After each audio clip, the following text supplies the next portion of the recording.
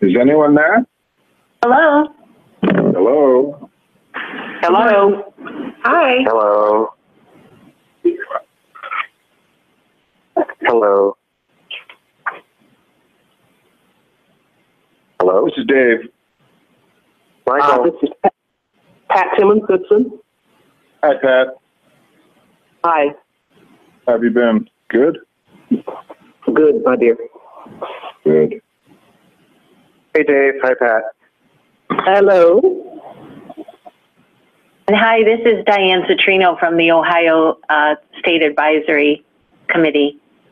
Ohio. I'm excited to be joining you all.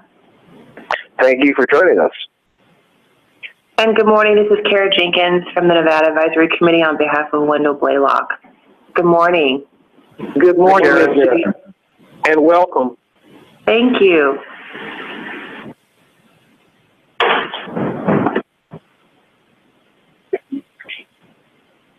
Pretty early in the morning in Nevada, isn't it? Yes. Hey, it's also pretty early in California, just to let you know. It's just perfect here in Ohio. And actually, it's not my first conference call of the day yet. So.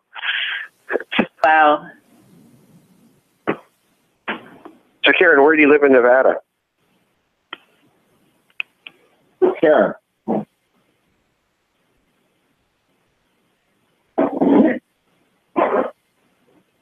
Hello? Hello? Did we lose him? No, hi, I'm here. This is a case of not having enough coffee. I was talking, but the mute button was on. No, I live in Las Vegas. And the majority of the committee, we're in Las Vegas. We have some members that are up north, but for the most part, we're all down south, is what we say. That's right, and it's been very cool in Las Vegas lately. Really? What news have you been watching? You are jesting, Dave. Wait, it was so funny because our office, we were displaced yesterday because the air conditioning broke, and it was like a snow day. I had to send my staff home. It was hot, and so good thing is the air conditioning unit was replaced, so I could call everybody and tell them, to come back to work. But it's been really miserable out here. I mean, we're used to heat, but it's been kind of unusually hot. We had a full week where it was like 115.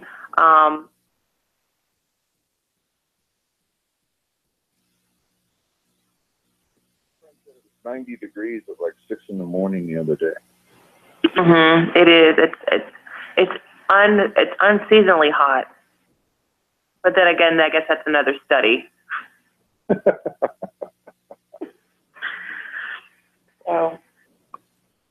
And Wendell wishes he could be here, but actually he's in travel status. So I'm actually just a member of the committee, and they're entrusting me to deliver our findings. So I'm really looking forward to giving you all that. And it was very timely. I'm glad that we did this.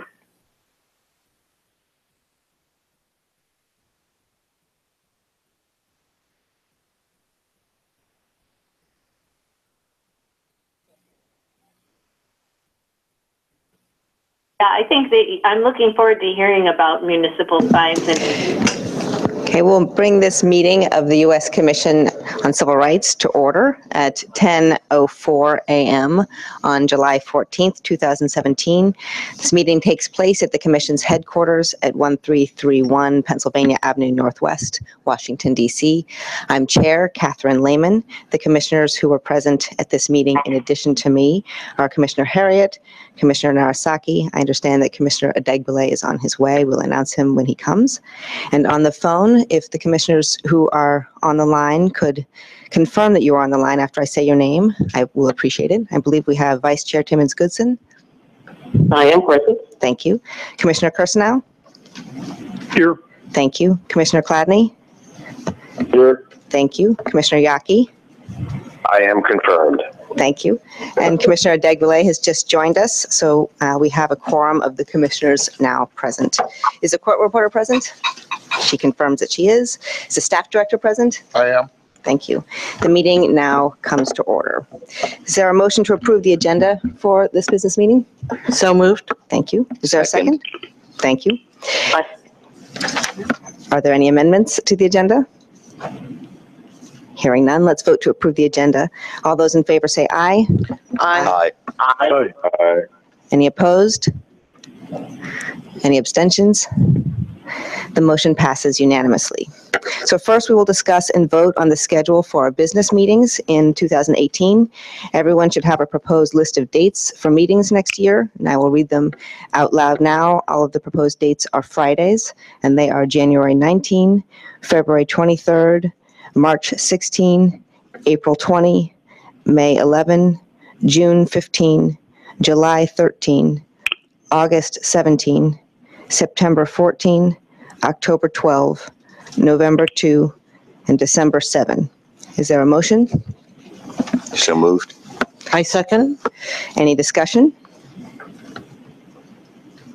Okay, hearing none, I'll call the question and take a roll call vote. Commissioner Degwele, how do you vote? Aye. Commissioner Harriet? Aye. Commissioner Kursanow? Yes. Commissioner Chladny? Yes. Commissioner Narasaki? Yes. Commissioner Yaki? Aye.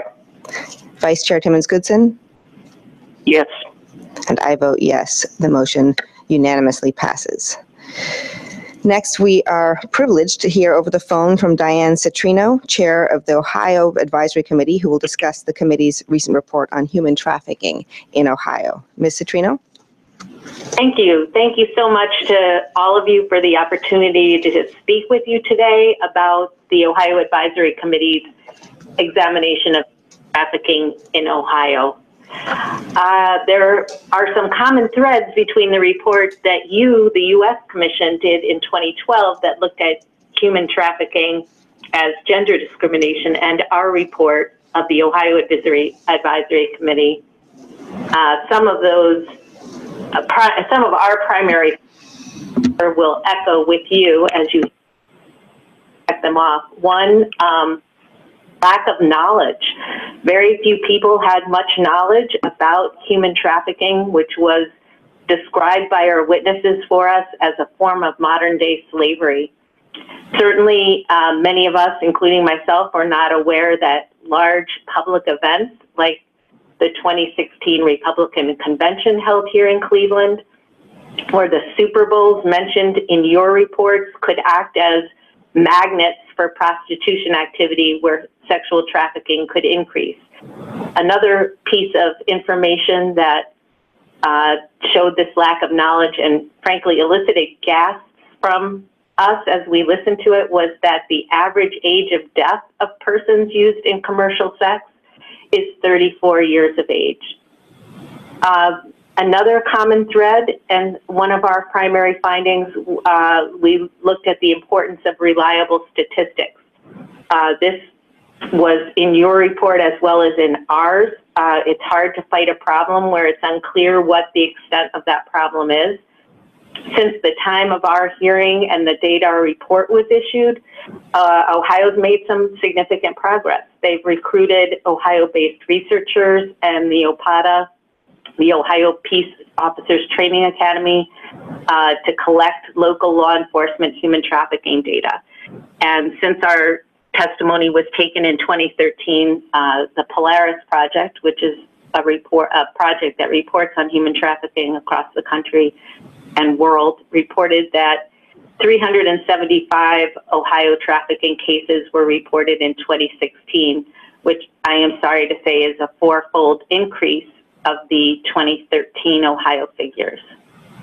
A third primary finding that we came up with were just there are a lot of misperceptions about human trafficking.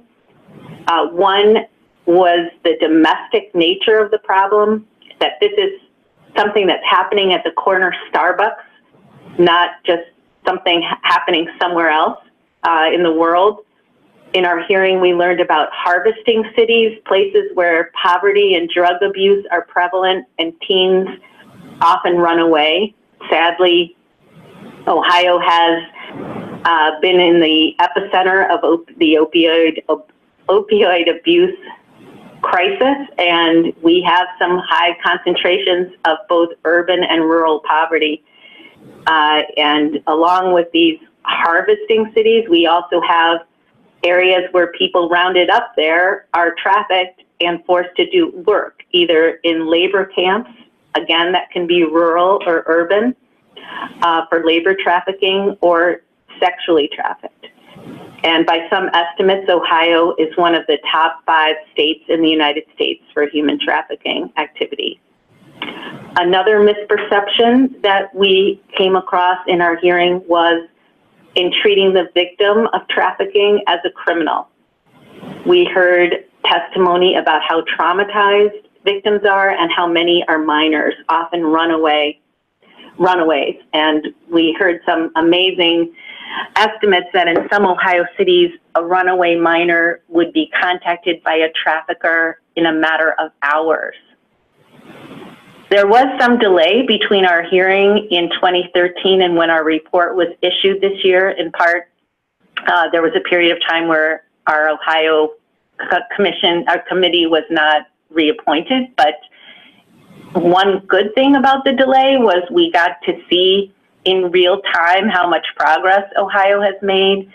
Ohio has significantly beefed up its legislative framework for dealing with human trafficking and created a human trafficking task force. Ohio's also created a process where sex trafficking victims can have their convictions vacated. And there's much more training for dealing with traumatized sex offenders, sex trafficking victims, excuse me. So that's increased in Ohio.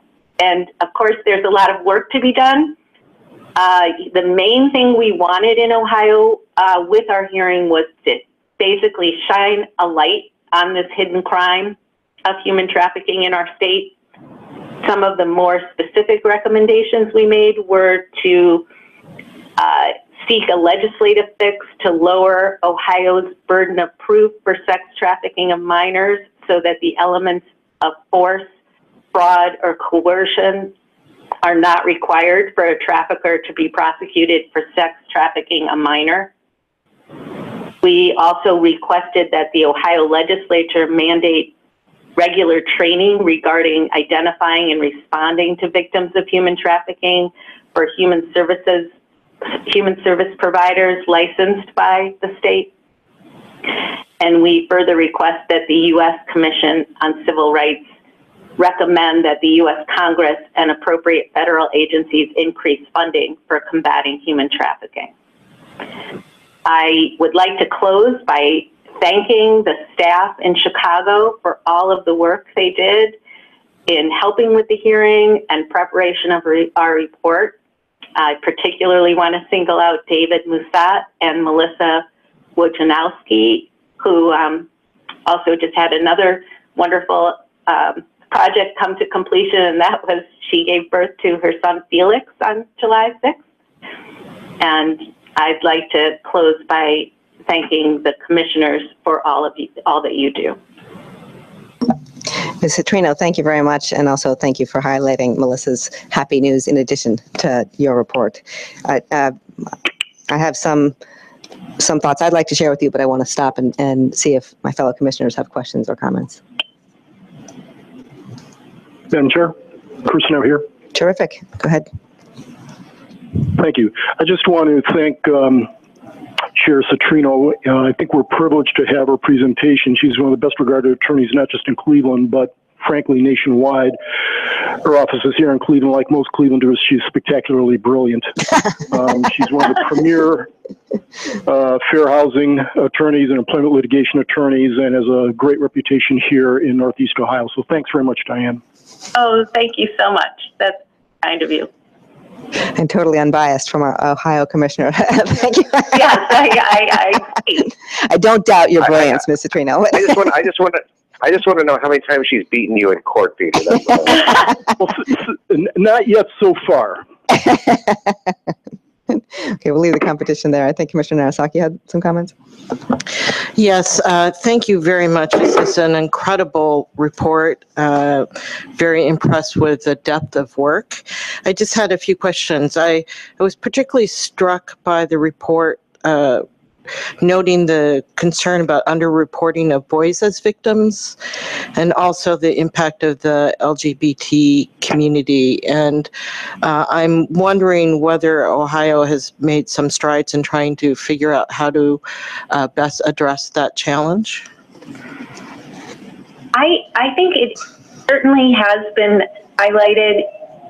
We're going to continue. One of the next steps that I'm doing is I'm going to be speaking at the Cleveland Metropolitan Bar Association along with the Rape Crisis Center of Cleveland and another survivor of sex trafficking who started the SOAP program, Lisa Flores. And the Rape Crisis Center in Cleveland in particular has focused on this very vulnerable population of young LGBT youth. And again, they're often the ones who run away, and these runaways are so vulnerable. Because just as a mother and grandmother, I just was very struck by runaway situation and how dire it is once they hit the streets. Yes, thank you. I think part of the challenge is the stigma that unfortunately still exists with some families actually pushing their kids out. So I think it's important to note that it's not just that they're choosing to run away, but that oftentimes they're actually being thrown out of the house. I also was very happy to hear about the impact that just the hearing had, since we know that there was lag time between the time you were able to do the hearing and the time you were able to publish the report. I'm wondering who the advisory committee has already sent the report to, because I'd like to understand who we as the commission should make sure we get it to. We sent information about it using the offices in Chicago to help us to as widely disseminate the report as possible. And I think it would probably be to talk about it with David Musat as to exactly where it went, but we tried to send it to our senators, our Congress people, our contacts in the community. It was published in a report that goes to about 7,000 attorneys through the Bar Association. And again, we just have been trying to get as wide for it as possible. Great, thank you, and congratulations on your great work. Commissioner Degler? It was the committee work. It was progress of many people put a lot of time into it. Good morning. I was wondering whether or not you had a sense of the scale of the problem with respect to labor trafficking versus sex trafficking, and whether there are particular interventions that can combat harvesting as to one or the other, or whether there's a common approach. Well, you know, the very first person who testified was Carol Rendon, who at the time was the second in charge of the Northern Ohio Department of, and she became our U.S. attorney until she was terminated in February. Her testimony talked a lot about that, and there is in Ohio some cases of labor trafficking, mostly are on rural farmlands, but they were much smaller than the trafficking was. It seemed like it was a much percentage. Like there was 10. I'm not recalling the specific, but something like 10% for trafficking and 90% sex trafficking, something like that. Something very skewed. It was much more about the sex trafficking. And were there particular interventions to sort of combat the harvesting approaches that you described?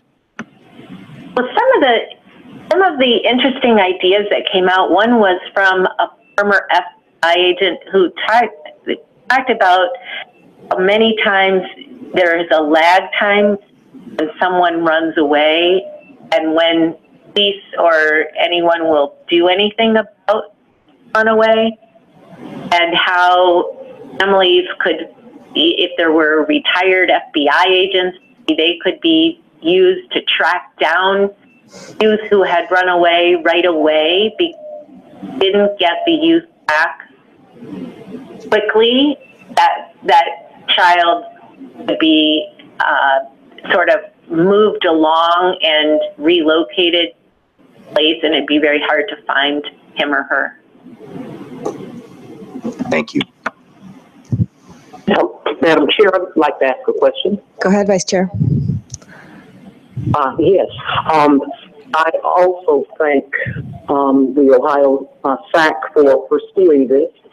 My question relates to the civil ways, remedies in which the victim may go forward. Can you tell us how often you see that avenue pursued, and talk to us about the victim witness compensation? I'm not sure if I know anything about compensation for the victims. I know that there were a number of programs. I mean, basically we learned that these victims have very severe post-traumatic stress, and they are very traumatized. You have them function again in our community. It was really necessary to give them a lot of support, and we heard about different programs to emotionally support the women and have sort of some group home situations for some of them, and people who were mentors and role models, and how important that is, and how stigmatizing it a conviction, which at the time of our hearing there wasn't an expungement process. Time our report out, there is one now, so that was really, as I said, progress for us here in Ohio. Thank you. Are there additional questions? Then Ms. Citrino, I'll just close with mine. I want to echo Commissioner Narasaki's thanks to you for maximizing efficiency following reappointment. I know that it can be challenging waiting for reappointment. We are really thrilled that we have seen all now but 7 of the state advisory committees fully appointed, and we are working aggressively on seeing all of them appointed, and we really appreciate what your committee has been able to do following the hearing, and to achieve such incredible success in such a short period of time already in Ohio is really a testament to the value of the state advisory committees. And I am really thrilled to hear from you today, both about the report in general. It's really a gift to us to be able to hear your perspective in addition to read your report, but then to hear from you what steps you plan to take to follow up individually. We recognize that our state advisory committee membership is volunteer, and I'm deeply grateful to you for your ongoing leadership on this topic, in addition to on the committee itself. Thank you very much. And thank you for your presentation today. Thank you. So next, we will turn to Kara Jenkins, who is from the Nevada Advisory Committee. And Ms. Jenkins, we're grateful to you for standing in for Wendell Blaylock, the chair, to present on that committee's advisory memorandum on municipal fines and fees in Nevada. Ms. Jenkins. Thank you, Madam Chair. Thank you, members of the commission. It is an honor. I'm going to do my very best to present as articulate and excellent as Wendell would. Again, please excuse his absence. He's in travel status, and so they appointed me, a young administrator for the Nevada Equal Rights Commission, to give this presentation. And as I was saying before we started, this couldn't have come more timely. Just a little bit of background before I go into actually our our findings and our recommendation to the commission.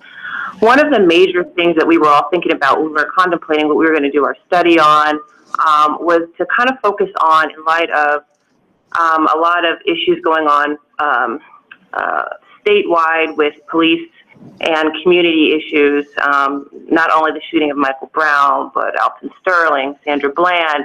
I mean, the list goes on and on. So that was a continuing theme that kept coming up. One of the ideas we did come up with was trafficking. So that was really encouraging to hear that Ohio's tackling that issue, because certainly in Las Vegas, Nevada, we've got issues with that too.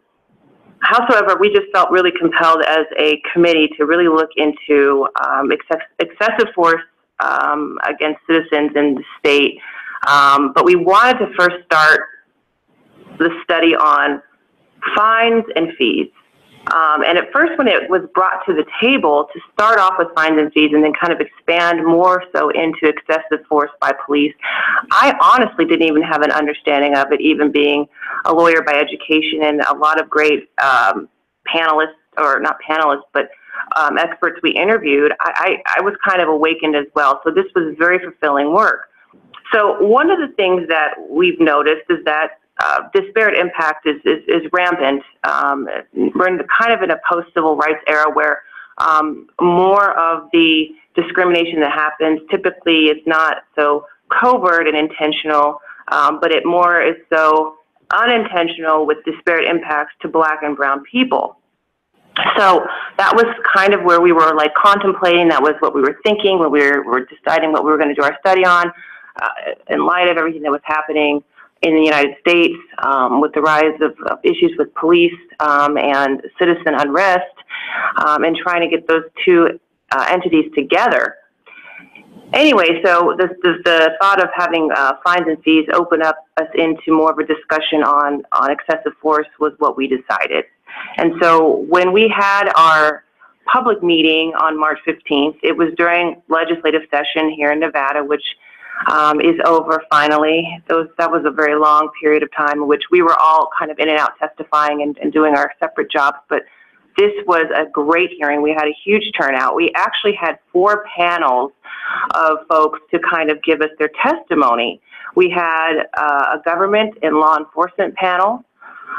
We had elected officials speak to this issue. We had policy experts, and then we had advocates and like community advocates, and actually the public speak. So we broke the day into 4 sessions of having government and law enforcement panels speak to this issue. Then we had elected officials speak to this issue. We had lunch. Then we had the policy experts come and speak to this issue. And then we had advocates and community folks and members of the public speak to this issue. And our findings were very interesting and sadly not surprising. Now, Nevada is emerging as a state that is forward-thinking. We actually have some very inclusive legislation in our revised statutes regarding people in protected categories based on race, color, religion, gender identity, expression, national origin, and some of the other protected categories federally and statewide. However, we don't really look at the disparate impacts, and when it comes to fines and fees, as it applies to folks of color, we have found there were some issues there. There's a lot of studies and interest in the area, but we don't have a lot of data. So from those panels, we kind of found that the disparate impact findings were interesting. I'll go through each one, highlight them because the report's rather long.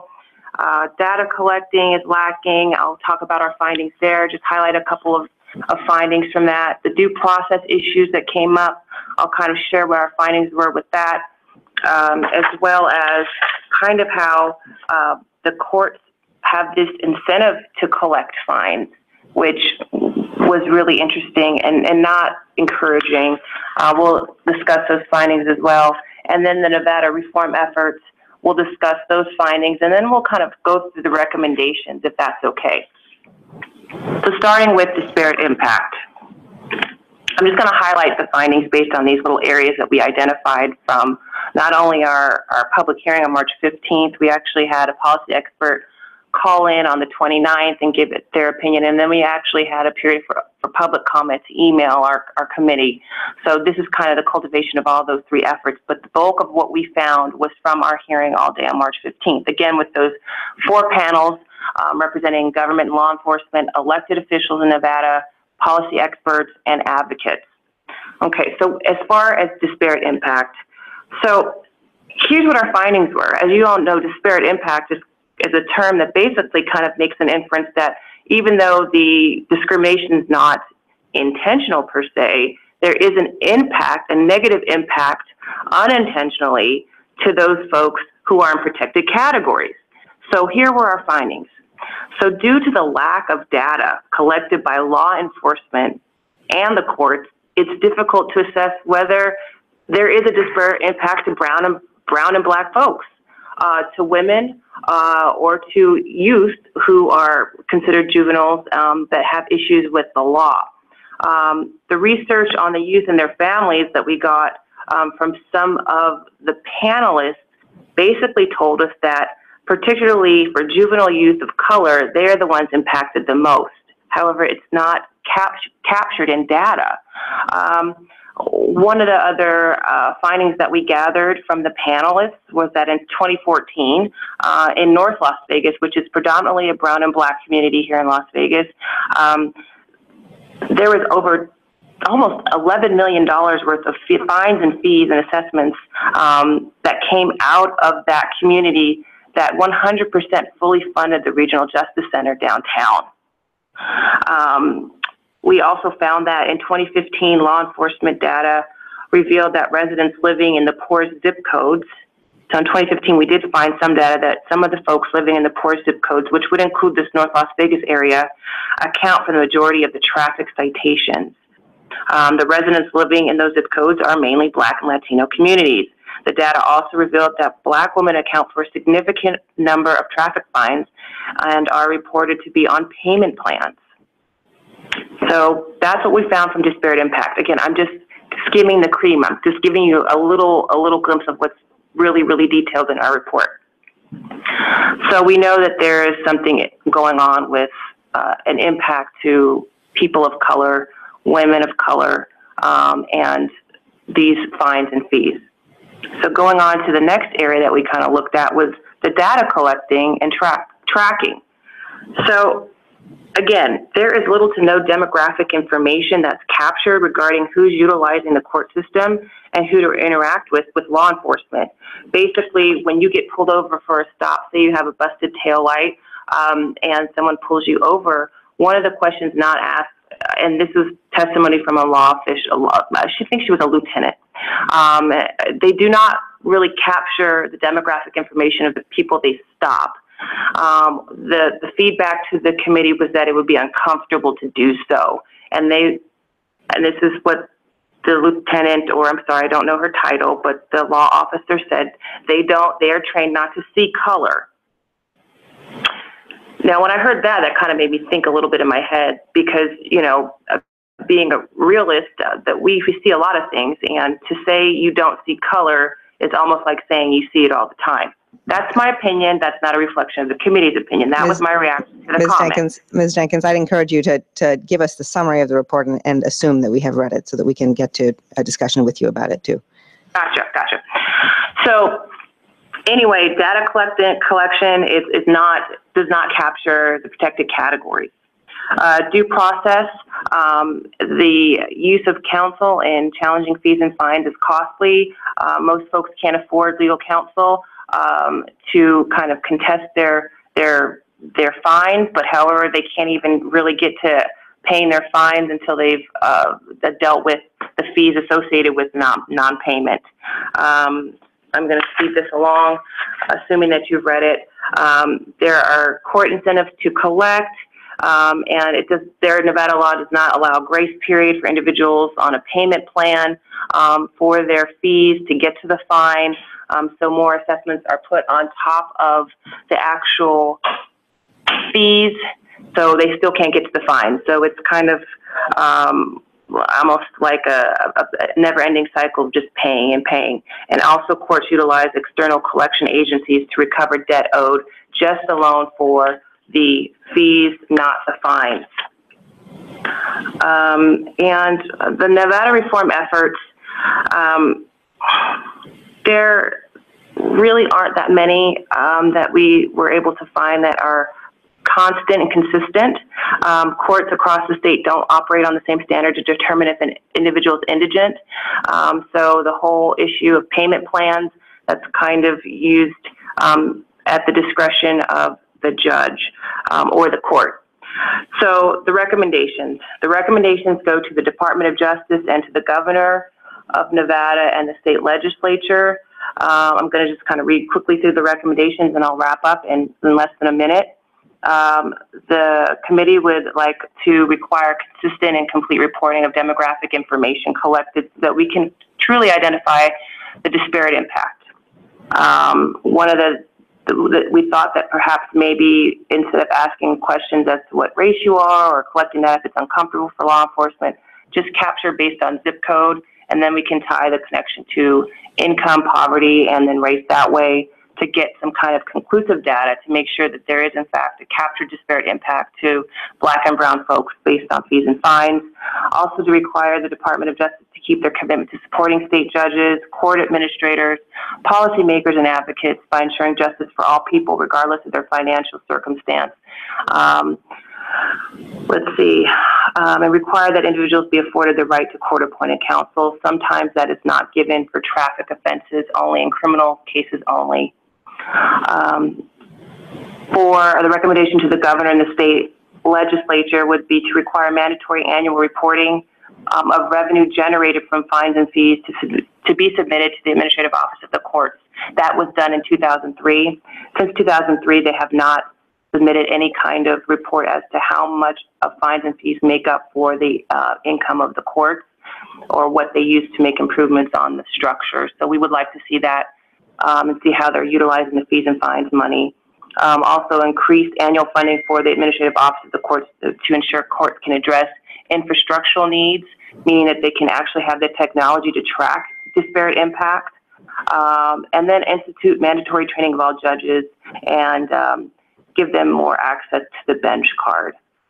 Having said that, I'm sorry I'm so lengthy. This was very, very eye-opening. I have so much more to say, but I will adhere to Madam Chair and I will conclude the report. I would like to thank Anna Fortes for her support, David Musat, the commission today, and this was really eye-opening. This is going to lead us into our next study, which will be excessive force. So I'm happy to entertain any questions at this time. Thanks very much, Ms. Jenkins. Do my fellow commissioners have questions? Commissioner Arasaki? Madam Chair, Dave Gladney. Commissioner Gladney? I'd like to thank Ms. Jenkins and the rest of the committee for doing a great report in Nevada. I know it's well needed. I would like to tell you all that in addition to issuing the report, a copy of the report has found its way to Justice Hardesty, who's on the Nevada Supreme Court, and currently has a committee looking into this subject and has done quite a bit of work on it. I think this report will go a long way toward helping that committee and elucidate many of the factors that are involved in the problems. I know that the municipal court system is not a unified system throughout the state, and that this may help do this. To tell the rest of our commission, for instance, there is a law firm in Las Vegas that advertises that if you hire them, they can get you off your traffic ticket for a fine with no points. As you know, in most states, and as in Nevada, if you do a traffic violation, you get points on your record, 12 points, you lose your license. If you have enough money in Nevada, all you have to do is hire these folks, and you wind up not having that. That is not an advantage the people of North Las Vegas have. At any rate, I would like to thank the committee again, and I want to thank them for their work, and I thought that they did a great job, and it's going to go a long way toward changing this situation in Nevada. Thank you. Thank you. Commissioner Arasaki? Commissioner Chladni, I was expecting, since you're a resident of Nevada, that you would get into a duel with our resident commissioner from Ohio over which state had the most brilliant attorneys. I really appreciate Well, this. that's a given. We know that. It did not need to be stated. So I really want to thank the Nevada State Advisory Committee. As everyone knows, our commission has had 2 hearings on this issue and are working with our staff to get a report out. And I found that many of the items in this report were very insightful, and I'm not sure actually came up in the same way, even though we had 2 hearings. And one of the things I was most struck by was the issue of the degree to which courts and other prosecutorial agencies are tracking what is going on by race, because as you well note, if we don't collect the data, then we can't really assess the depth of the problem. So I'm hoping that we could find a way, although we've already voted on our report and findings and recommendations, I'm hoping we can find a way to help highlight some of the insights that have come out in your report. So thank you very much. Other commissioners, other comments?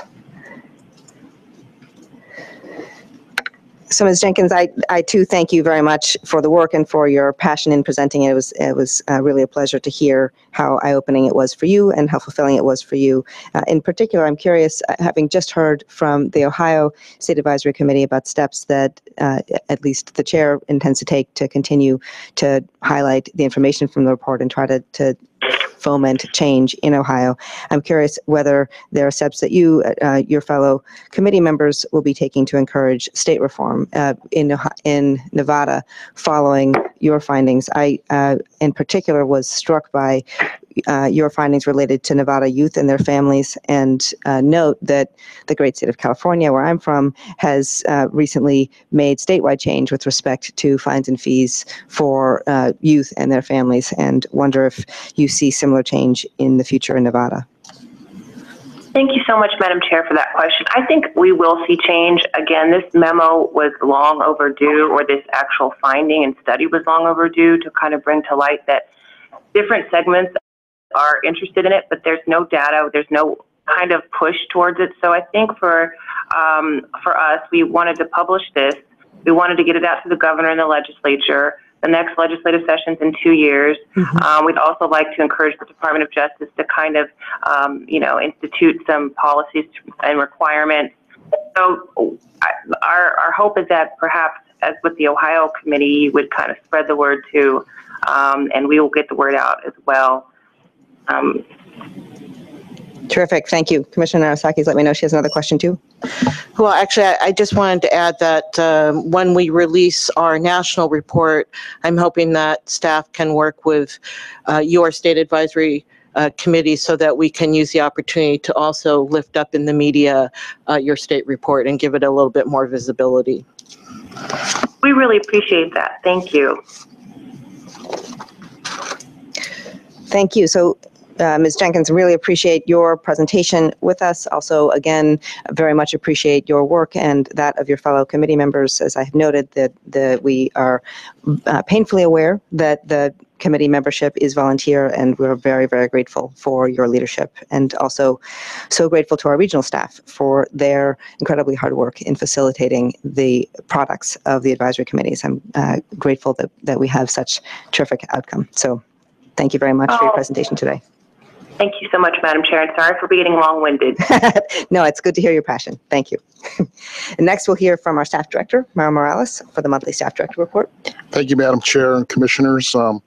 As always, I won't go into any detail in the report, but I always remain available to discuss any specific issue with any commissioners that they may have.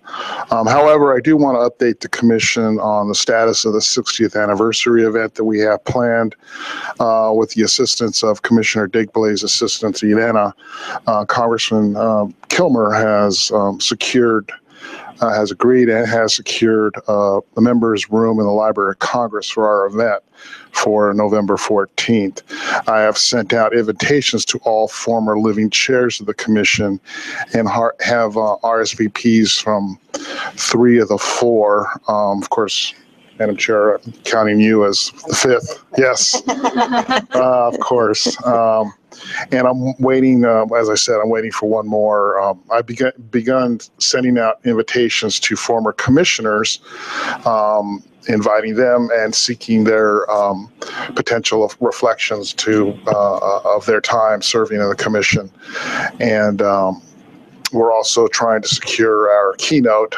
We've asked several folks and they've not been able to, but we think we might be able to finalize that in the next week or so, and we'll advise you as soon as we do. And so I just wanted to give an update to commissioners and also let you know that I'll give you a monthly update as we start getting a little closer to the event. And we're looking forward to a very good event. In September, I believe I secured the Eisenhower Presidential Library has their director will come, as well as a subject matter expert on President Eisenhower's civil rights legacy and the creation of the commission in September. So thank you very much. Thank you. Very much appreciated. Any questions for the staff director? Okay, hearing none. We will recess until 11 a.m., so we'll take a 15-minute recess when we'll hear a historical presentation on the Americans with Disabilities Act. Thank you.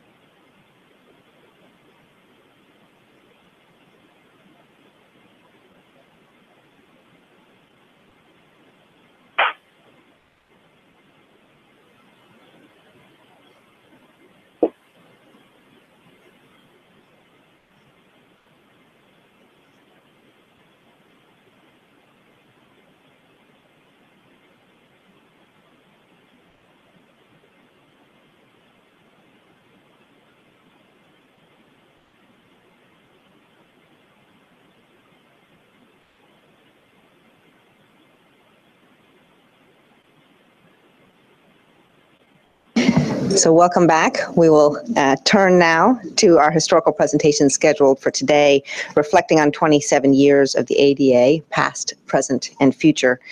President George H.W. Bush signed the Americans with Disabilities Act into law on July 26, 1990, now 27 years ago. The ADA, which is one of the first federal civil rights laws focused on protecting persons with disabilities, protects against discrimination in employment, public accommodations, public services, and telecommunications.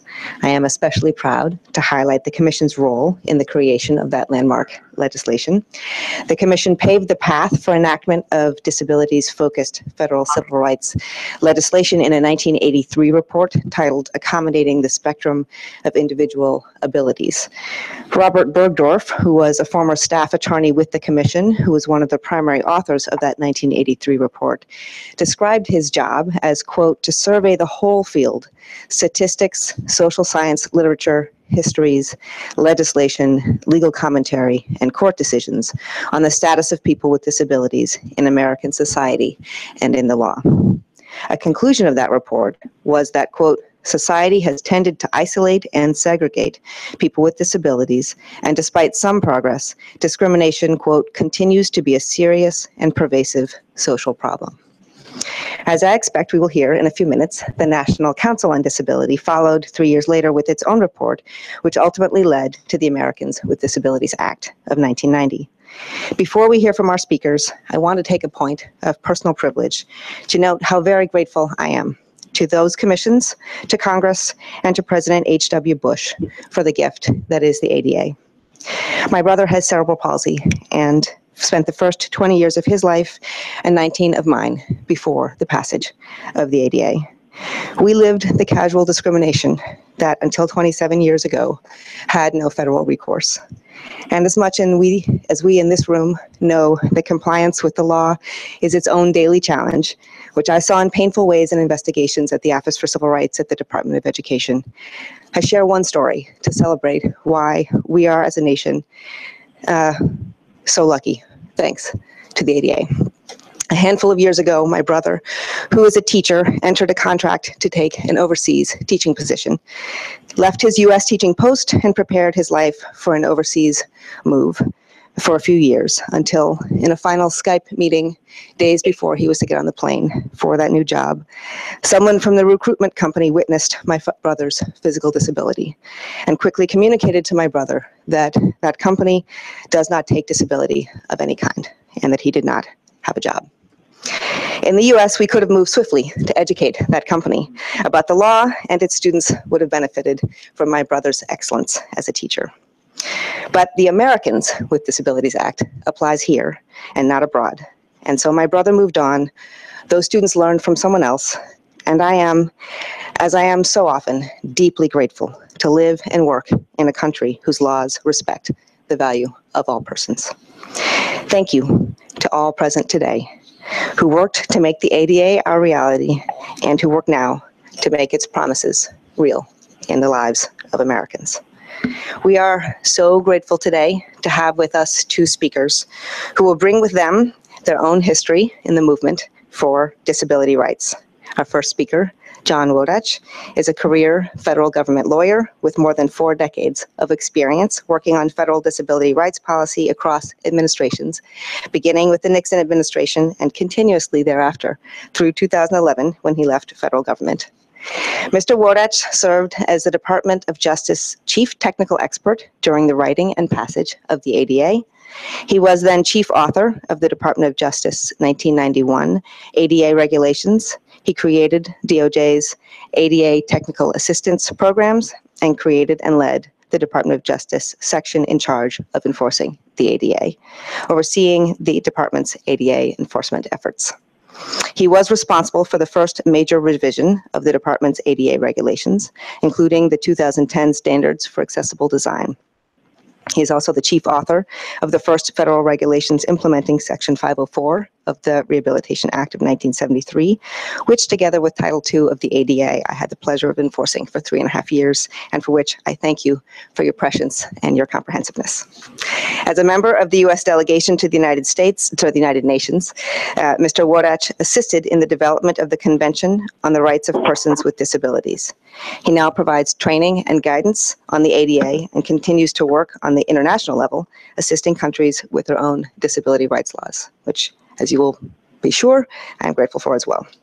In 2010, he was honored with the Presidential Distinguished Rank Award for Exceptional Achievement in his career.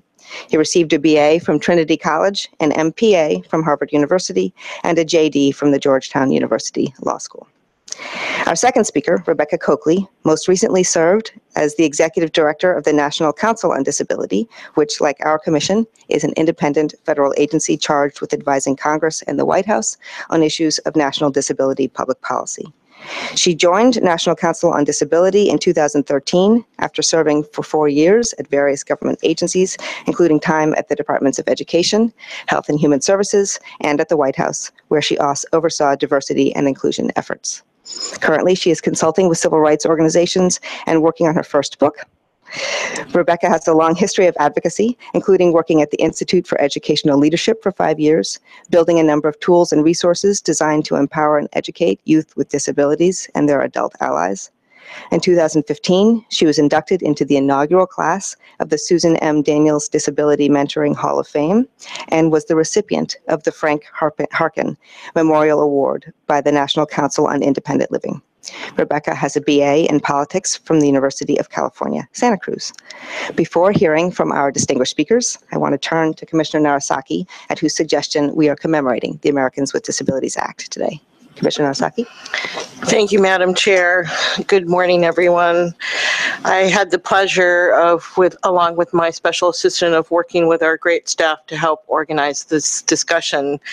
So I would like to add my welcome to our very distinguished speakers today and thank them, as well as the chair, for sharing their stories as we celebrate the 27th anniversary of the passage of the Americans with Disabilities Act, as well as the 60th anniversary of the establishment of the U.S. Commission on Civil Rights, which is one of the reasons why we started this series.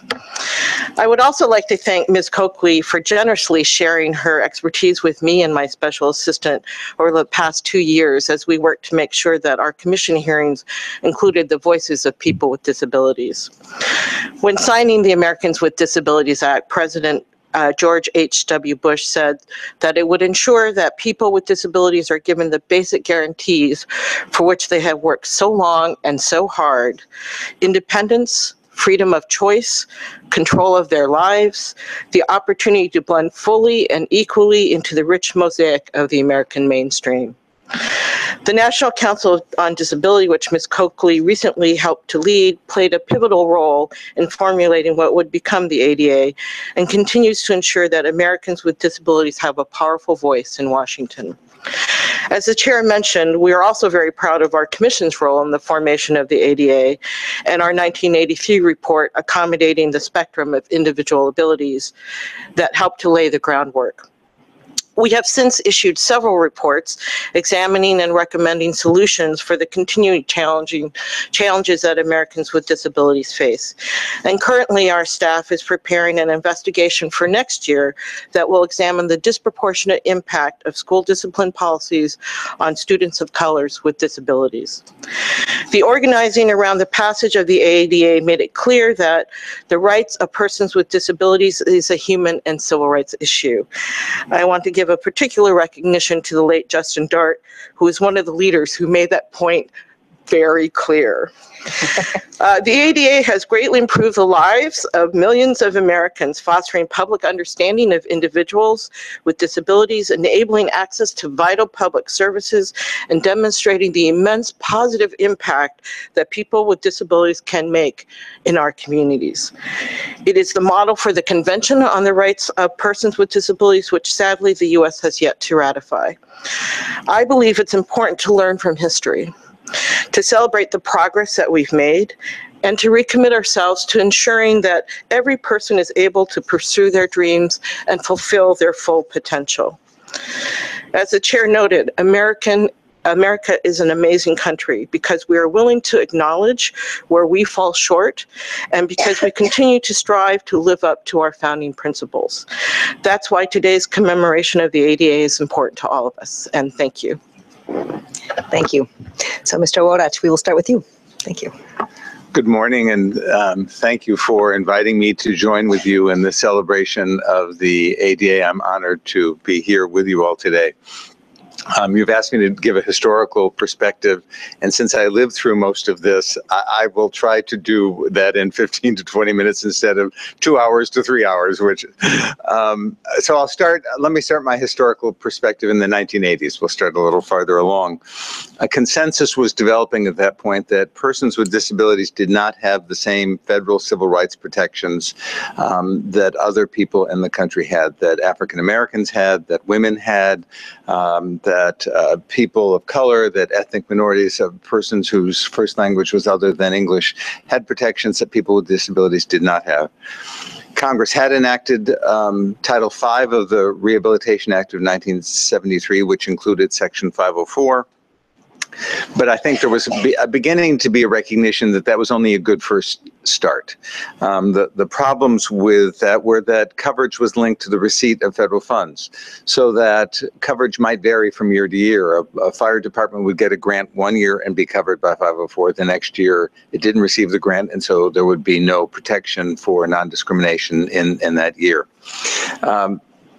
Also, there were large parts of the American economy, especially the business community, that didn't receive federal funds, and so there wasn't total coverage with Section 504. And unfortunately, there had been really spotty enforcement of the law by both the federal government and by private groups, including disability rights groups.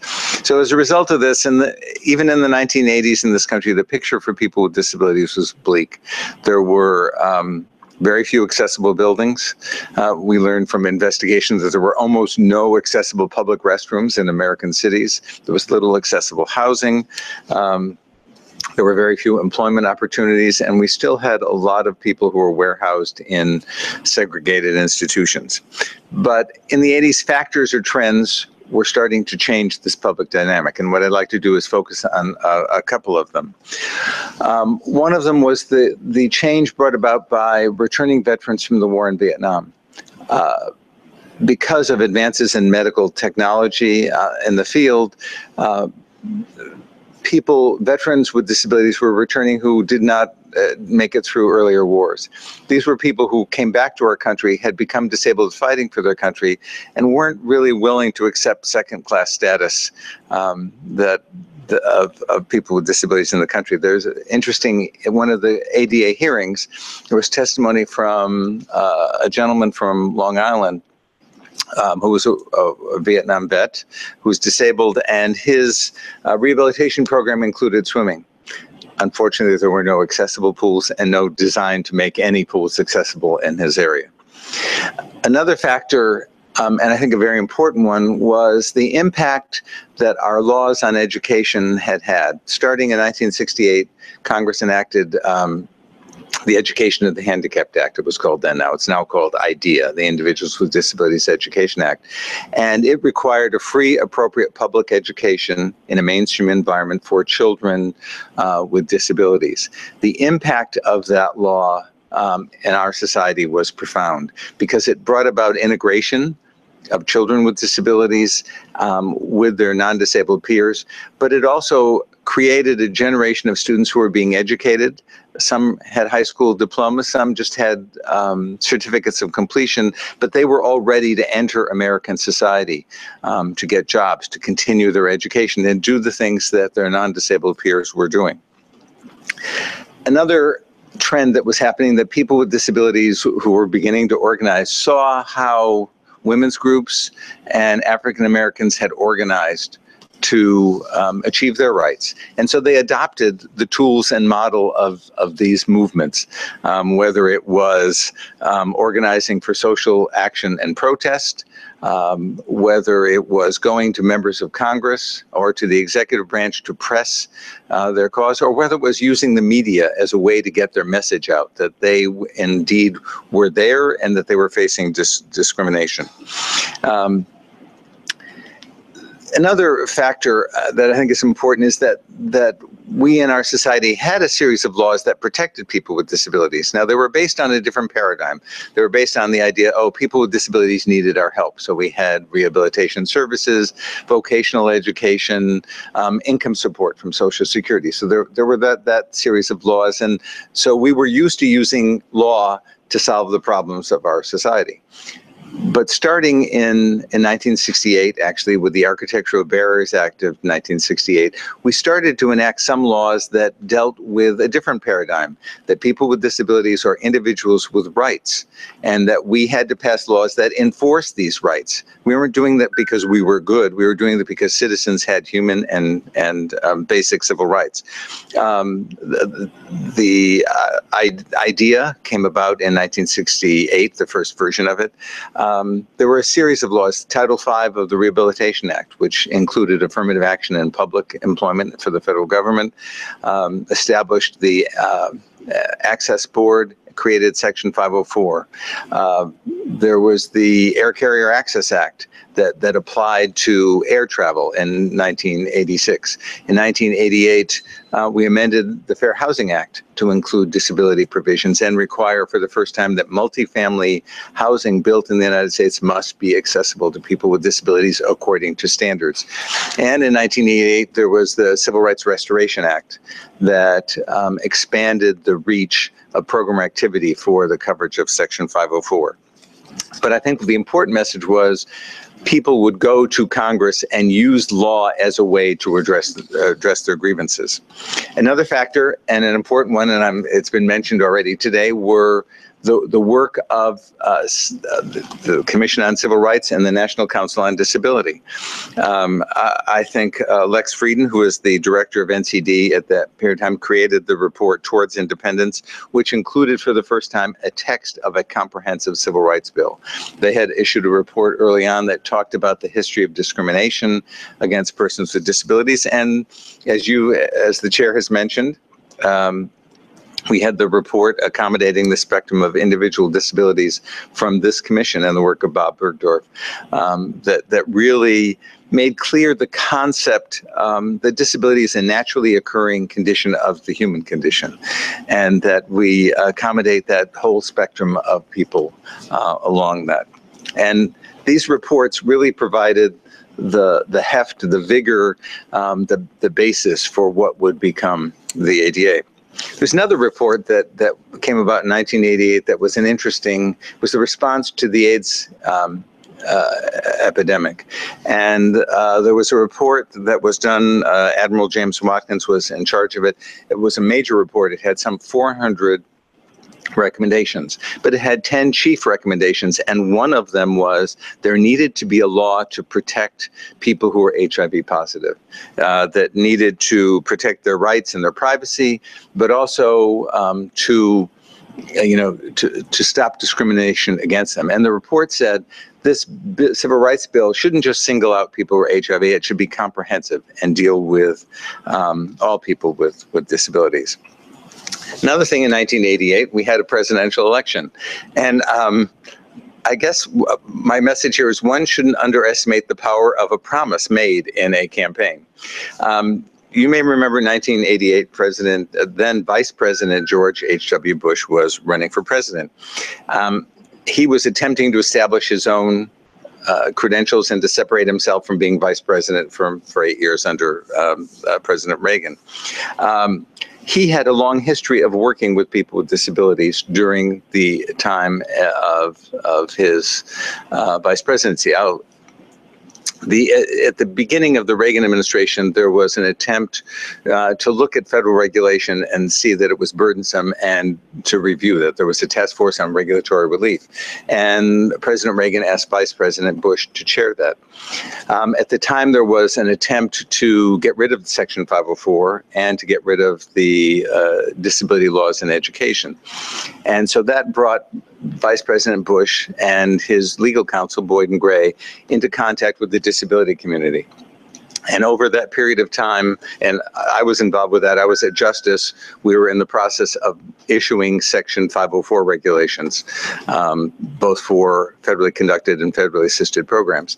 And we became involved in a negotiation between Vice President Bush, the disability community, the Department of Justice, and it really created a working relationship that made the then Vice President Bush comfortable enough when he was running for president to say one of the things he wanted to do when he was president was issue a comprehensive civil rights law. And when he became president, that fulfilling that campaign promise became important to him. I've saved, I think the most important trend or factor for last, which is the disability community themselves. They were incredibly well organized in the period of the 1980s. They were organizing themselves state by state. Justin Dart, who has been mentioned, who was a leader at that time, went into every state in the country and worked with people with disabilities and to have them develop what he called diaries of discrimination. Everyday people just wrote down what their life was like, what discrimination they faced. And when the ADA was being considered, Justin brought these diaries and presented them to the Congress. And so Congress had a sense of what the nature of discrimination is on a state level, at a very personal level for people with disabilities. It let Congress know that discrimination on the basis of disability was widespread and was virulent. Another part of this organization, I'd like to give a shout out to Pat Wright, who was the leader of the disability rights community at that time in terms of passing this law. She became known as the General, a title she loved, partly because of her strong control, but also because of her strategic planning. What was important about that movement, it was a cross-disability movement. And it was a very interesting, the disability groups banded together for a common purpose. They gave up pet projects that an individual disability group might have for the greater good. The cohesiveness of this organization was essential to getting the ADA passed. I'll give you an example. At one point during the ADA process, there was an amendment to strike people who were HIV positive from the bill. The restaurant industry was trying to have that done. And the disability groups banded together and said, no, you can't pick us apart. We are all going to stand together, and this bill is going to cover people who are HIV positive, or we're not going to support the bill. So there's an idea of how that worked. Another example, I was involved with a meeting with a congressman in the morning with the disability community. I was representing the White House at negotiations on the bill, and the congressman expressed some doubts about some feature of the bill. By that afternoon, he had gotten flooded with calls from his district, from disability groups, giving him information and saying, please don't have that particular point of view, which demonstrated the organizational muscle of the organization, as well as the need for the legislation in his own state. The last thing that I'll mention, sort of factors and trends, was economics. Congress was aware of two things: the cost in the federal budget for income supports for people with disabilities, and really the waste of natural resources of people with disabilities. A large part of our, we're not being educated, we're not being part of the economy. And so the idea behind this was, why spend billions of dollars to keep people unemployed? And in fact, if you got Social Security income support, you could not work. Many of the people who got income support wanted to work. And so this was a disconnect that so the legislation was viewed as something that would benefit not only the federal budget, because we were going to take people with disabilities who were getting income support and were a drain on the budget and have them become tax-paying citizens. And in the long run would improve the nation's GNP and would help the federal budget.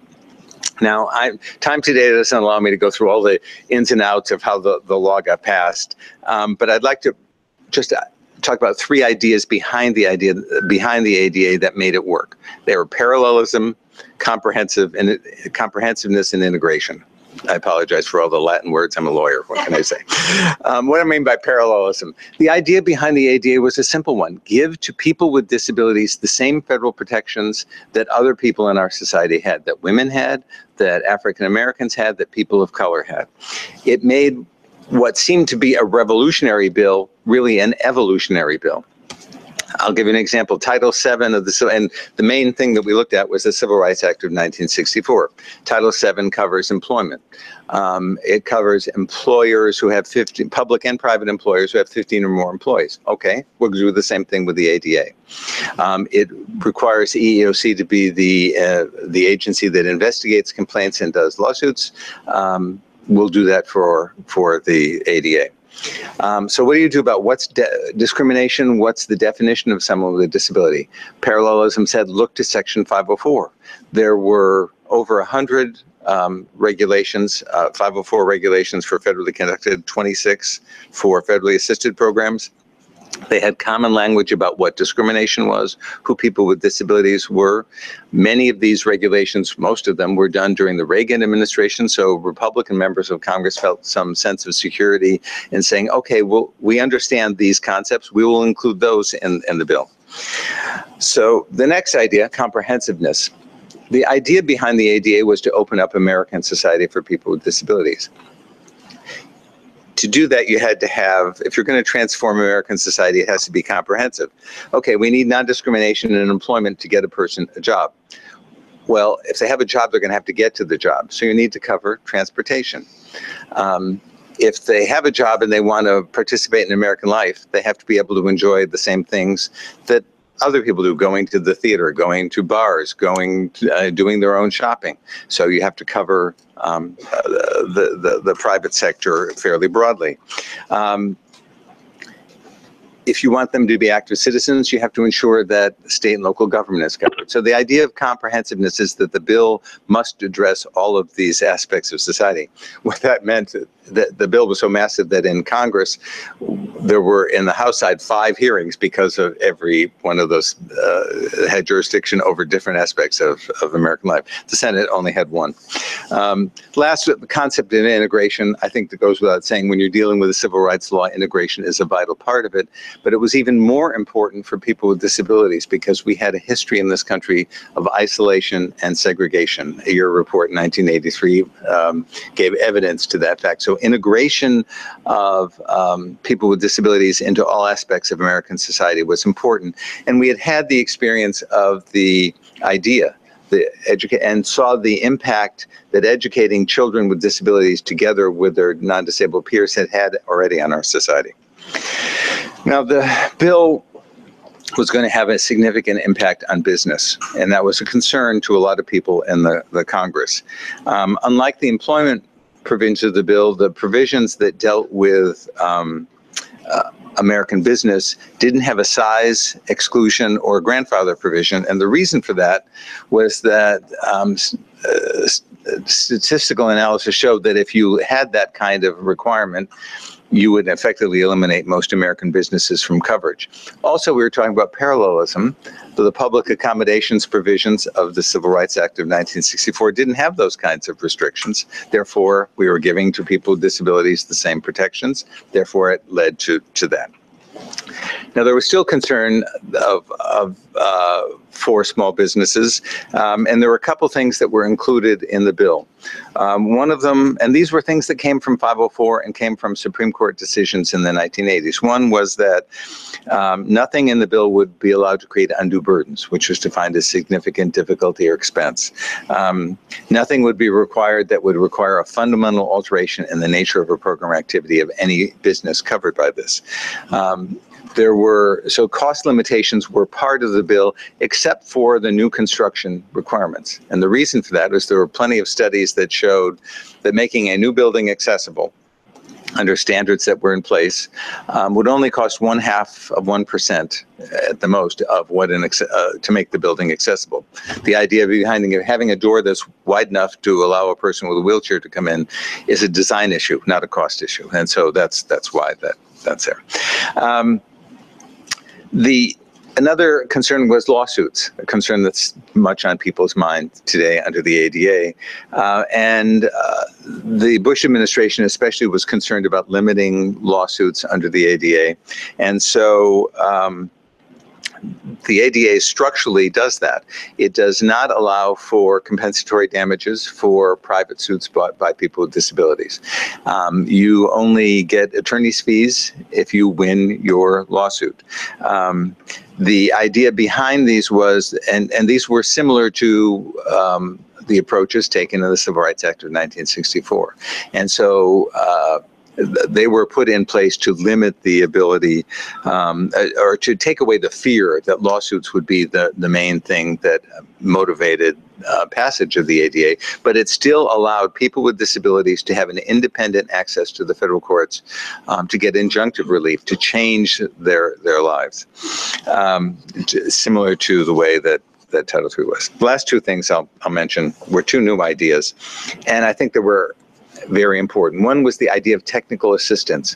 The ADA was the first civil rights law that was passed that put an obligation on enforcement agencies, any agency that had enforcement responsibilities, to provide technical assistance, which was to give information to people with disabilities, businesses, the general public about what the law requires. The first week after the law went into effect, we had a very large technical assistance program at the Department of Justice. We got a call from a hotel in North Carolina. And the hotel owner said, "Did you people pass some bill up there?" And we said, "Why are you asking this?" He said, "Well, a wheelchair user came to my hotel last night and said there was a new federal law that entitled him to the best room at the cheapest price." And he said, "What did you do?" And he said, "Well, we gave him the best room at the cheapest price." Now the ADA did not require that, although it did require that he have access and equal opportunity to stay at the hotel. So that pointed out the need for technical assistance, both for people with disabilities and businesses. In a separate piece of legislation, Congress established the ADA National Network, which is 10 regional centers, which are still in operation today, that are there to provide businesses and people with disabilities free advice on how to comply with the ADA. The last idea was, okay, we knew that businesses were going to have to spend money to make themselves accessible, whether it was providing a sign language interpreter for a doctor, whether it was making the front entrance of a small business accessible, and they were going to have to incur those expenses. There weren't federal programs being put in place to give them money. So the idea was to change the tax code so that businesses that had those costs could get a tax break. There were tax credits put in place and tax deductions put in place so that the costs would be incurred by the general public through the tax code as a way to do this. Okay, so we're 27 years later. And, as a result of all of these concepts, the bill passed with huge bipartisan majorities, 91-6 in the Senate, 403-20 in the House, which, as we look back with our eyes of today, is really mind-boggling to see. I want to just conclude by saying something about the success of the ADA, because in my estimation, it has transformed American life. If you look at our built environment, if you look at our accessible transportation systems, at our educational programs, at the changes to healthcare, especially for people who are deaf, who had really no access to our healthcare system before the changes brought about by the ADA, the revolution that's now occurring in accessible information technology, the removal of warehouse persons into their community, and the idea that people with disabilities should be able to live with their family and friends in their own community and live independent lives and make their own judgments. But I think the most satisfying change for me that I've seen is at the personal level, because this is really about persons with disabilities. And here I'm really talking about a change in attitude. Social science would tell you that one of the most important parts of barriers are attitudinal barriers. Stereotypes and prejudicial assumptions by the general public that people with disabilities internalize because they are all around them. and people with disabilities had come to devalue their own worth because of the constant message they got from other people, as well as the laws that were in place in our society. But in my view, as generations of people with disabilities have begun to live and play and work side by side, these stereotypes and prejudices are beginning to come, in the words of George Bush in signing the ADA, tumbling down. And participation, in my view, in everyday American life has brought about a sense of self-worth for people with disabilities. I think that's one of the unsung achievements of the ADA. And so I thank you for allowing me to go through this history and wish a happy birthday to the ADA. Thank you. Thank you very much, Mr. Wodich. Ms. Coakley? Thank you all for inviting me to come and speak about an issue that quite literally put me in this seat today. I'd also really like to thank my co-presenter, John Wodich, who I love dearly. I'm not going to lie, when I asked who else was on the panel and they were saying they were looking for names, I was like, please call John, please call John, please call John. John, Pat Wright, Hy Feldblum, Congressman Major Owens, Justin Dart, and Senator Tom Harkin are the reasons that I'm sitting in front of you today. Their path, they set the path that put my career on its path. And as we talk about the 27th anniversary of the ADA and the 60th of this wonderful commission, as Justin Dart would continue to remind us, and I hear him in my ear, disability rights are civil rights. 1 in 4 people have a disability. I walk in the room and most of you can tell that I have dwarfism. You can't tell that I have obsessive compulsive disorder, but both conditions come with rights and protections under the law. We know that roughly 80% of people with disabilities today grow up in households with no other disabled people, no other point of reference for what their expectations should be for their lives, other than what their family members and their loved ones hear in society and reflect back on them. I have the fortune of not being part of that 80%. Both of my parents were little people, the only little people in their families. But my dad ran a Center for Independent Living in the Bay Area. And my mom ran a disabled student center at a community college. And I was quite literally birthed into this movement and grew up splitting my time between the IL and the DSS center at the college. Disability was as much a part of our family's culture as us being Irish was. I grew up watching aunts and uncles get arrested, chaining themselves to buses in Denver and throughout the country, fighting for my father's right to access a public bus to be able to go to work. I grew up and watched my mom, 3 years before the ADA, be denied tenure at the college that she loved so much, the college that gave her her start in education, because she could only reach the bottom 6 inches of a chalkboard. I went to a junior high where my guidance counselor was able to get his job because of Section 504. He was a veteran from Vietnam who had lost his legs in an explosion. And had me running my own 504 meetings from the first time I met him. He said, "Hi, it's nice to meet you. You're in charge. Mrs. Hare, you can go sit outside and we'll call you when Rebecca and I are done talking." And my parents, who were super progressive and super civil rightsy in terms of raising their daughter, my parents were actually shocked. They were like, "Wait, what?" And they're like, "She needs to learn how to advocate for her rights. I'm sure you've done a great job to this point, but we're letting her take over at this point." 3 years later, when I walked into high school, though, the guidance counselor looked at me over the desk and said, "I'm sorry, ma'am, but kids like you don't go here." And that was 3 years after the ADA was passed. My response was, wait, there's a school for 4-foot redheaded little people somewhere around here? How did I get to this point in my life and not know that? When I think about the importance of the ADA and the role that it's had for all generations, but particularly what we like to call the ADA generation, the first generation of Americans with disabilities to grow up at the intersection of IDEA and the ADA, the first generation where you really had the expectation of being able to get a job, where the American dream felt that much closer, where the American dream felt like there was a ramp to it with Braille on the door and an automatic push button. Public policy has come a long way, but there's still so much further to go. And I think even sitting here today in this hearing, we've seen evidence of that. In the conversation about sex trafficking before, I thought it was a very powerful conversation, particularly around the discussion of post-traumatic stress disorder and the individuals that had been sex trafficked. And all I could think about was when they go back to their homes and they go try to access the services that they need, What is the education services that they're entitled to under 504 because of a PTSD diagnosis? When they want to go to work, do they understand their rights and responsibilities under the ADA to be able to access those accommodations? Because those people are our people. Those are my people. Those are the people that we think about every day in the work that we do. Those are the people that I thought about every day for the 4.5 years that I worked across the street running the National Council on Disability. There is not a single public policy issue today that does not impact people with disabilities.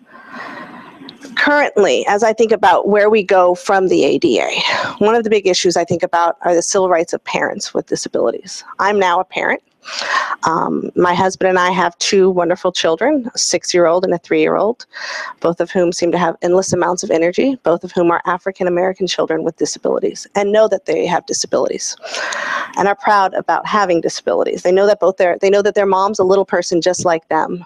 They know that their dad has a vision disability, so that while we might use stools all over the house as our accommodation, they end up being impediments for their dad's vision disability. So they have to always think about moving them out of the way, or they'll hear him grumble about those dang little people that live with him. In 32 states right now, parents with disabilities can lose their children solely on the basis of a disability. Not on the basis of any behavior, not on the basis of an incidence of concern for the child's safety or the parent's safety, but solely on the basis of a parent's diagnosis for a disability. We have heard cases of a mom with dyslexia who goes to the CVS with her iPhone and says to the pharmacist, "Hey, could you please read the directions for this medication into my phone, so that when I get home, I can play it back to me and be able to give my child medication?" And the pharmacist calls CPS and says, "I think this mother is unfit to raise her child because she can't read." A father who uses a wheelchair, much like my dad, throwing the ball for his son in the front yard. Ball inevitably rolls into the street, because if you have a kid, they inevitably throw the ball in the street. Father takes his wheelchair right up to the curb, holds a little boy's hand as he steps down into the gutter to get the ball. Neighbor sees, says, "Oh my God, what if a car came out of nowhere and hit that child?" There's nothing that father could do. Calls CPS and the child is taken. This happens on a daily basis, regardless of the type of disability. We've been fortunate enough to see strong guidance come out of the Office of Civil Rights at HHS and from our colleagues at the Department of Justice that we need to see the ADA taken into account in child custody issues. We also see this when it comes to adoption and parents with disabilities being denied the right to adopt, grandparents with disabilities being denied the right to foster their grandchildren. And we really do need to see, as we go forward, better training for judges, social workers, people with decision-making abilities throughout the child family services process on how to engage with people with disabilities. Resources like those that are provided through groups like Through the Looking Glass in the Bay Area and the Disabled Parenting Project. Because what good is it if you're told that the American dream is accessible to you, except you can't have kids and you want to have kids? I think another issue that we continue to see a significant need for work on is tied to the engagement of law enforcement and the disability community. We know today that roughly 50% of those individuals that are killed by law enforcement have a disability of some type or some way or form. But at the same time, we also don't exactly know what that number is. And I think as folks earlier talked about the importance of data, this is another piece where data really is critical. I think one of the things we've talked about in the disability community is the desire to see the Death in Custody Act amended to include data collection around disability, so we can actually get a better handle on what that number is, both going in, as well as being able to track the number of people who acquire disabilities as a result of police shootings. We also really need some hard numbers as it relates to the provision, the request, the denial, and the removal of accommodations while in police custody.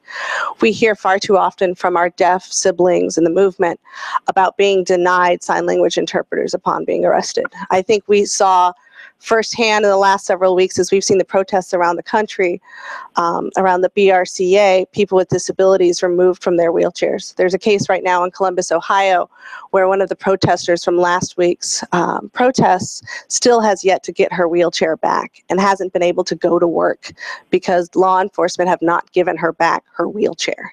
She can't parent, she can't go to work, she can't raise her children, she can't earn a livelihood because she can't get out of her damn house. And that is not acceptable.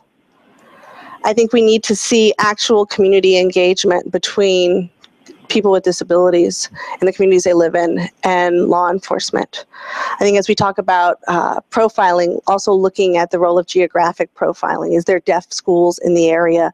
Are there halfway houses? What are the types of disability service providers in these communities where we're seeing significant increases in police violence? I give a lot of credit to organizations like HEARD, which I know I've spoken to the commission before, helping educate to advance the rights of the deaf, who are really doing the yeoman's work when it comes to supporting and defending people that are currently incarcerated with disabilities. Groups like the Harriet Tubman Collective that have been very outspoken in these last few years on this issue. And I look forward to the fact that my colleagues across the street at the National Council on Disability will be releasing something this year. I hope you guys are watching this because I'm holding you to it, on police violence and people with disabilities. As the mother of a 6-year-old and a 3-year-old, both African-American children with disabilities, I am incredibly conscious of the fact that my son's tenacity, righteous indignation at injustice, and desire to literally talk everybody's ear off, while endearing now at 6, will be looked at far differently when he is a 16-year-old.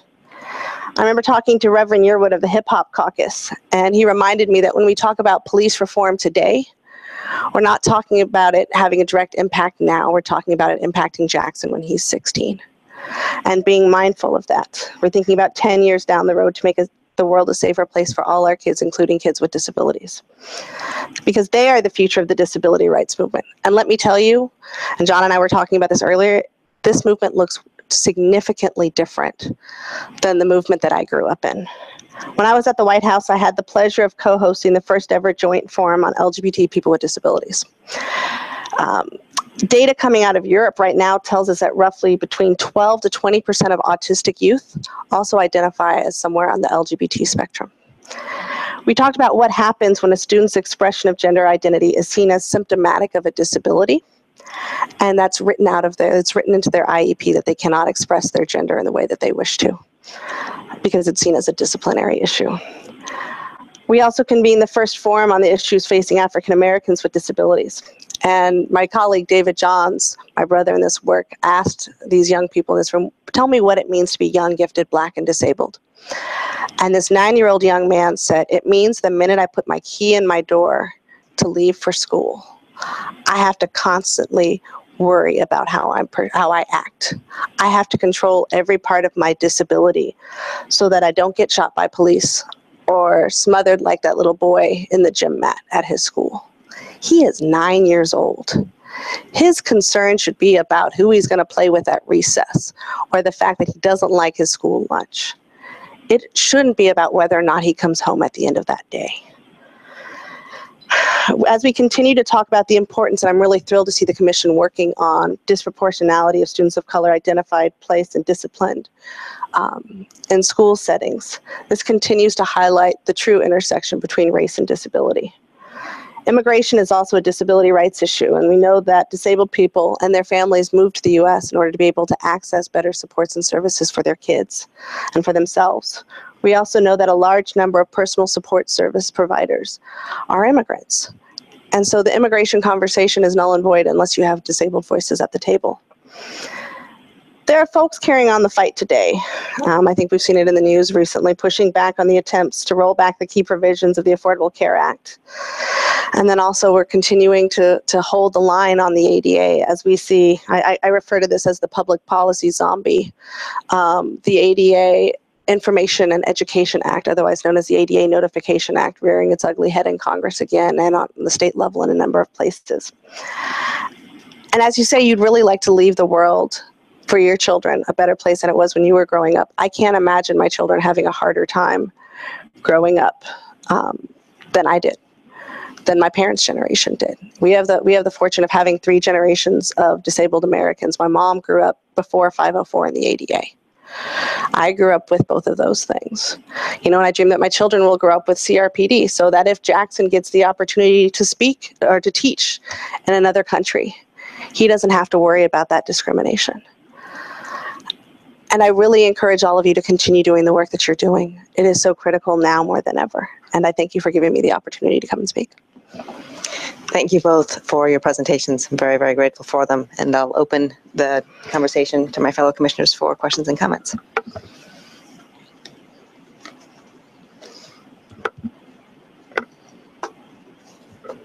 Commissioner Narasaki.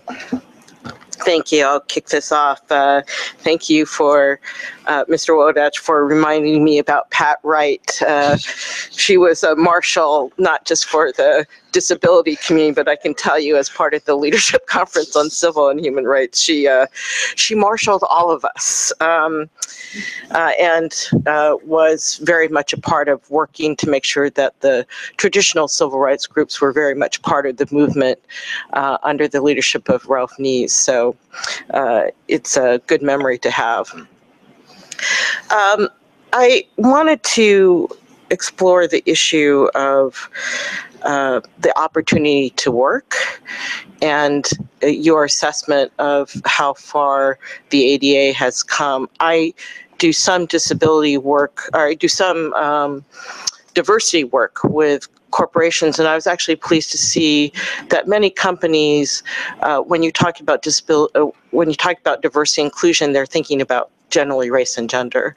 But now actually they are including people with disabilities and really trying to think through how can they make the workplace more accessible, make sure that they are tapping the talents of people with disabilities. And I see it affecting their bottom line because it's actually helping them to create new products and services that often not just benefit people with disabilities, but for those of us who aren't, still think it's cool. So for example, cable companies like Comcast are working on mechanisms where you can control the setting of your channels with your eye, which I find fascinating. I'm sure that many people will love to get when that technology is available, but it came about in thinking about how can they make their products and services more accessible to people with disabilities. So I'm just wondering where you think we are now in that spectrum.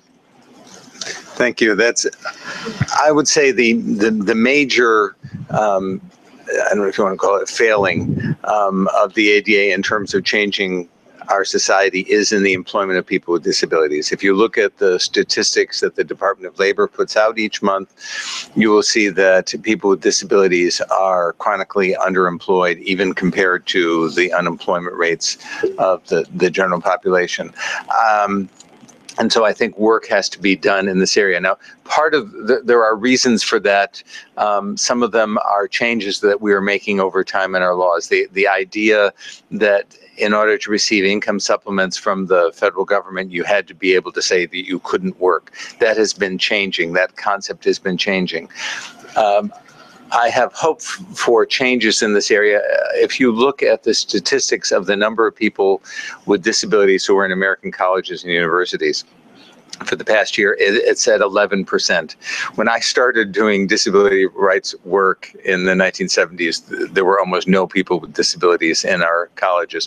So we are developing a cadre of people with disabilities who will have the skills needed for the kinds of jobs that are being created in our economy, which are related to the information economy. So they are suited for people with disabilities. So I'm optimistic that that will change, but it's something that we really have to work at. The ADA requires that employers practice reasonable accommodation.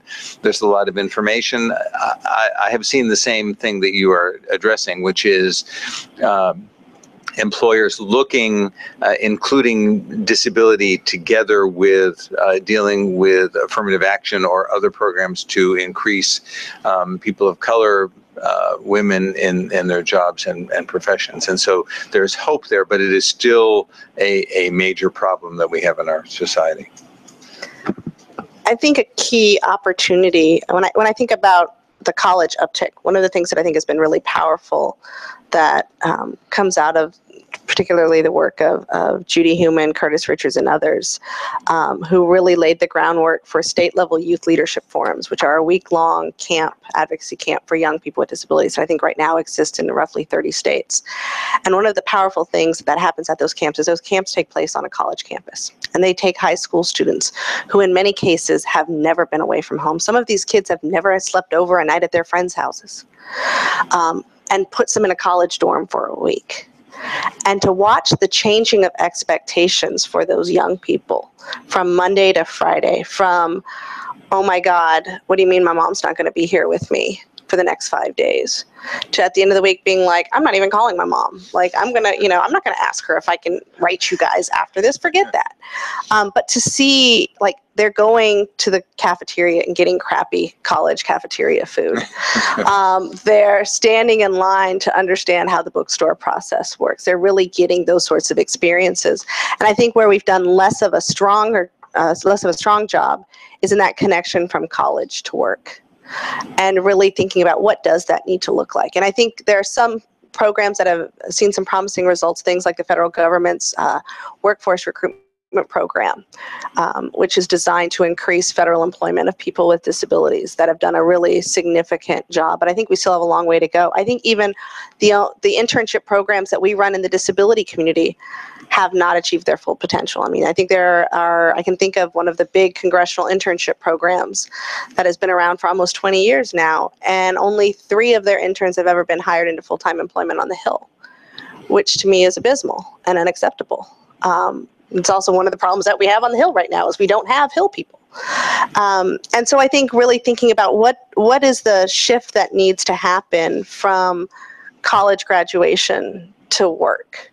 I think there's also an opportunity, and I've heard anecdotal things, particularly from students who attend HBCUs, students with disabilities who attend minority serving institutions, that talk about how they feel better prepared to go into the world of work upon graduation than their friends that went to majority institutions, because of the level of mentoring, the level of expectations that were placed on them at HBCUs. My husband often talks about how there was no question that he was going to get a job after college, because his teachers wouldn't have accepted the idea that he's this, low vision black kid from South Carolina. He just was going to go home and live with his mom. That wasn't ever a possibility. And so I think doing some real work to see, like, what are the best practices in terms of moving students with disabilities from college to work, and what are the lessons that we can garner from that and spread more throughout society, I think would be very useful. Thank you. Good afternoon. Thanks for your important stories that you shared with us. I think we've all benefited from them. I have 2 topics that I want you to offer some insights on, to the extent that you can. One goes to the issue of mental health and adequacy of supports and treatment, and the ways in which that can overlap with homelessness and, in turn, incarceration. So that's one topic.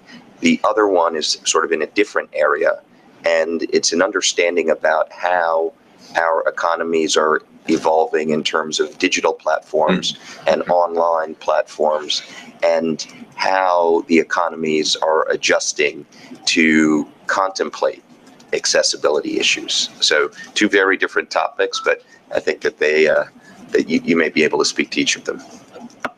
You want to start? Okay. I'll start. You've identified another problem that I have seen, that when I was at Justice and we were enforcing the ADA, the issue was brought to us by juvenile court judges who started seeing groups of children with disabilities who were being denied services at their elementary and secondary schools, either because they didn't have the right kind of IEP or because of disciplinary actions that put them on the street. And so what was happening to these children with disabilities is that they were ending up in the juvenile justice system, which was a straight line to the prison population. And so as a societal issue looking at this, we are going to be spending our society's money keeping these people incarcerated for most of their lives and denying us the resource, whatever they could have developed into, because we didn't pay attention at the elementary and secondary level to their needs. So a lot of these are children with psychiatric conditions, and the lack of services for them at the school or in their community is a direct contributor to this. I think the Department of Education has started working on this issue. The first important part of this, it's been identified as an issue, and there are solutions to this issue, and the solutions are interventions at a very early age, both educationally and in terms of mental health services for them, for children, that are appropriate for children, that keep them at home, that don't send them to an institution. So we know the solution. It's getting that solution to work. Do you want to? No, definitely. I think jails are the new institution. Yeah. Jails are where we warehouse people with disabilities. I think Cook County is a great example of that, where they talk about how Cook County Jail is the #1 mental health treatment facility in the country. That is a real problem. I think in talking about mental health and homelessness and poverty and all those intersections, I go back to the conversation earlier about PTSD, and thinking about even the case, I believe it's out of Compton, California, where the young women asked for IDEA services as a result of growing up with PTSD, growing up in Compton. And I was in St. Louis last summer and was talking to some activists on the ground. And one of the things that one of the leaders said to me was, her name is Tara. I always want to make sure that I give credit to her for this, because it was such a powerful statement. She said, you know, Rebecca, I don't believe in PTSD. She said, because living the lives that we live, we are constantly traumatized, stressed, and disordered. There is no time to get post. There is no such thing as post. And it's been an earworm that has been in my head ever since a year ago. And I think it is extremely true when we're talking about a lot of these circumstances that a lot of these children are dealing with. And the idea that we act off the assumption that at some point you're going to be fine. This is the reality that you're dealing with. How do we create a comprehensive system of supports, pulling together school, health services, your family supports, all of those things to help these children thrive, without the idea that they're ever going to be over it? Because I think that is not appropriate. I think we see similar things. Our last council meeting was in Detroit, and we had a bunch of folks on the ground come in from Flint, Michigan, talking about how they've had to completely rethink what special education service provision looks like in the context of the massive lead poisoning in that area. And they've had to rethink education all the way from early intervention to adult education, and all the supporting services on top of that. And so I think thinking about how do we work at this from a silo perspective is not the right way to go at it. And I think pulling together, this is a real opportunity for the cross civil rights communities to weigh in and work on this, because these are all of our kids. These are all of our young people. One of the things that we saw last, when we had an LGBT mental health meeting at the White House, because we lost 4 trans disabled activists to suicide in about 5 months. And we were terrified. And these were folks that were connected to services. These were folks that were largely from supportive families.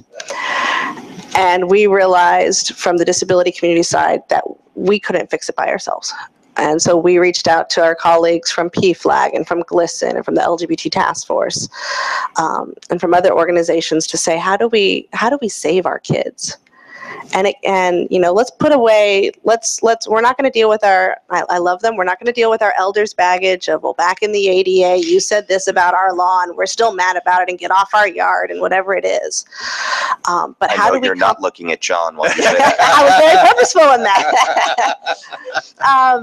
But how do we work together? Because these are all our kids. And the only way it's going to work is working together. And I think we've seen some really unique collaborations, particularly with the LGBT community on mental health, particularly with the African American community around policing, in ways that I never saw 15 years ago when I moved here. And I think going forward, the only way we're going to be able to crack some of these issues collectively is if we work together. I'll start with your second question, Commissioner, which I love, because we are in the middle of a total change in our society. How we exist, how we pay our bills, how we interact with government. We are in an information age, and the tools that we use are changing. What's important and what we have seen a little of over time is that as we have developed new tools and new ways to use them, tools that really will make life easier for people with disabilities, we have done it often in a way that left them behind. Online learning in colleges and universities is a significant part of what they do. Are they ensuring that their website is accessible? Are they ensuring that the platform is accessible? I think you're probably familiar, there are probably the largest amount of legal activity, lawsuits, settlement agreements from the Department of Education, from the Department of Justice are dealing with these issues in a variety of different ways, hospitals and information. And so I think it's very important. I think the structure of the ADA is there to provide the legal basis for it. I think because of the use of the word placeness in a lot of Title III, there's still litigation going on about how extensive the coverage of the ADA is. But I think the courts have come to the conclusion that all of these activities are covered. And so it's a matter of being vigilant about this, working with the way our laws, our civil rights laws are created. They don't apply to the creation of an iPhone or an iPad or a platform. The usage of it is. So early on, you may be familiar, there were actions by the Department of Education and the Department of Justice against some schools that were using early Kindle devices that were not allowed to be used by blind students. Well, that's a violation of the ADA and also a violation of common sense, because you're talking about the idea of reducing all the books that you have to carry into a little document, but we're going to make the blind person carry all the books, but not the other students. But there are happy solutions to these situations. That has changed. Those devices are now used. But I think it's part of, we have to be totally vigilant about it, because technology is changing, and even ensuring that we are getting devices and then using them by local government, by colleges, by hospitals, by elementary and secondary schools in a way that is inclusive of the needs of people with disabilities across the whole spectrum of disabilities. And you're talking not just about people with vision impairments, but people with manual dexterity issues who may not be able to operate a mouse, by people with hearing loss that can't understand a video on a training video unless it is captioned. And so we have to think about the whole range of disabling conditions and how we interact with them. And I think we've seen some really interesting opportunities that have been going pretty well. One is particularly around autonomous vehicles. I can't remember a time where the disability community was at the table from day one with manufacturers, with software developers, with retailers, as they are in the area of autonomous vehicles. The NCD, the National Council on Disability, issued a report on driverless cars 2 years ago, and has been in repeated conversations with with the manufacturers, with Ford, with GM, with Tesla, with Audi, with Mercedes, talking about what this needs to look like. Our chairman is very passionate about this issue, and Mr. Terry was fortunate enough to get to ride in an autonomous Audi across the 14th Street Bridge at rush hour. And for an individual who was blind and had never been able to be in the front seat, be literally in the driver's seat. And mind you, there was an engineer sitting next to him with access to the controls, but he talked about just the freedom it gave him. And the fact that, unlike so many of the technology innovations that we've seen throughout our lifetime, the disability community has been actively engaging and sought after by the manufacturers, by the Department of Transportation, by NHTSA and others, to talk to from day one And it not just being, as I said, like a hardware issue. It's not just about can you get into the vehicle, but once you get inside, are you able to operate controls? Is if the vehicle talks to you, how does that work if you're deaf? How does this work for individuals with cognitive disabilities or neurodiversity disabilities, things like autism? What's the impact that an autonomous vehicle could have for a family of autistics? I mean, I think it's hugely exciting, and for me, I personally love it because my husband can't drive, and I would love not to have an hour and a half on my commute every day picking up daycare. But it's been so exciting to see, and I think if we think about that as a model going forward, from the beginning, how do we talk about it from an innovative perspective? Like, what is it? What are the talents and the knowledge the disability community can bring to the table on the front end, so we don't have to see you on the back end? You know, it's a lot nicer that way.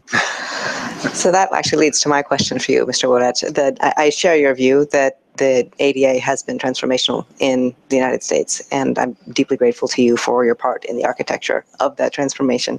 You are famous for taking a very collaborative approach to securing the promises of the ADA, and I wonder if you could share with us the wisdom of that approach and your explanation for why you've done that and how successful you think it has been.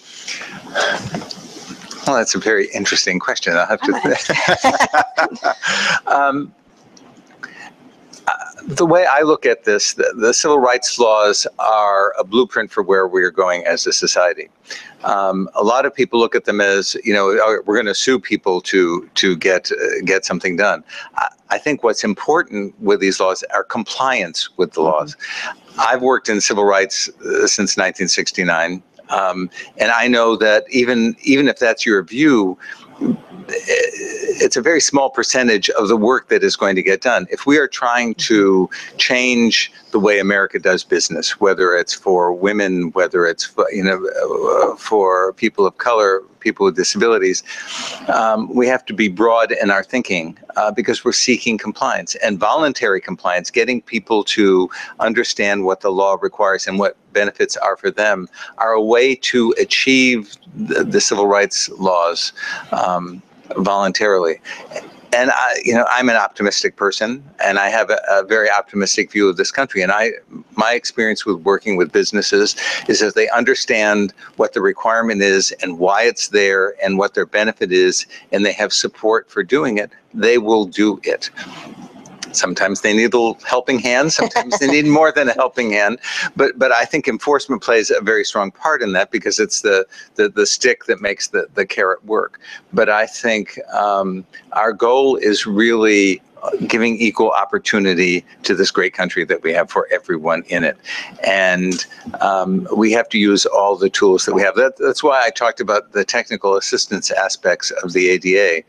I think that is a very good model. In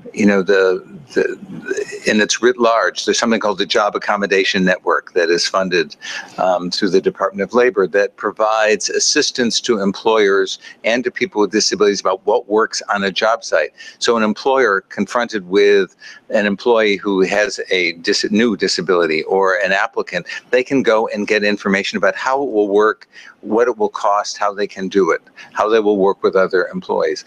These are the things that will make the ADA work. They will make other civil rights laws work as well. And I think that kind of approach, being very broad-based in how you go about this, using mediation, which is a tool that we came to use at the Department of Justice, at the local level. A person who wanted to go to their 7-Eleven didn't want to have to sue them. They wanted to have a good relationship with the person who ran the 7-Eleven. And so sitting down and having a vehicle that allowed a win-win solution for both of them is important to the daily life of the people involved. Thank you. Do you have other questions or comments from other commissioners? And if not, I thank you both very much for your detailed and comprehensive presentations, for the work that has led to them, and for your time today coming to be with us. And I hope very much that we will continue to see the transformation that we have seen to date continue to evolve. I also thank, in particular, Jason Lagria for his assistance in setting up today's presentations, and of course all of our staff. Their efforts in making today's presentation and today's meeting run as smoothly as possible. So thank you very much. And with that, I adjourn our meeting.